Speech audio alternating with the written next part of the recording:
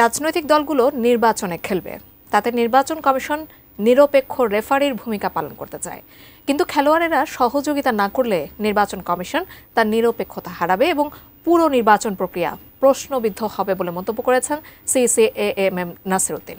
সকালে আগারগাঁওয়ে নির্বাচন ভবনের সম্মেলন কক্ষে রাজনৈতিক দলগুলোর সাথে সংলাপের শুভেচ্ছা বক্তব্যে প্রধান নির্বাচন কমিশনার এ মন্তব্য করেন।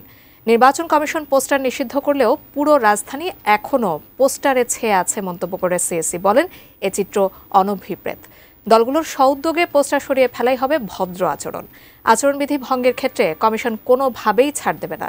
সিএসি বলেন, তফসিলের পর কোথাও অনিয়ম দেখলে সর্বোচ্চ ব্যবস্থা গ্রহণ করবে নির্বাচন কমিশন। আর সামাজিক যোগাযোগ মাধ্যমের অপব্যবহার রোধে রাজনৈতিক দলগুলোর সহযোগিতা কামনা করেন প্রধান নির্বাচন কমিশনার। নির্বাচনে খেলবেন আপনারা হবেন প্লেয়ার, আমরা রেফারির ভূমিকায়, নিরপেক্ষ রেফারির ভূমিকায় আমরা থাকতে চাই। আমরা আপনাদের সহযোগিতা ছাড়া রেফারির কাজ করা বড় মুশকিল, সুষ্ঠুভাবে খেলা পরিচালনা করা মুশকিল। ইলেকশনটা আমরা কমিটেড, প্রতিশ্রুতিবদ্ধ জাতির কাছে যে আমরা একটা সুষ্ঠু, সুন্দর, ক্রেডিবল, গ্রহণযোগ্য নির্বাচন আমরা দিতে চাই, উপহার দিতে চাই।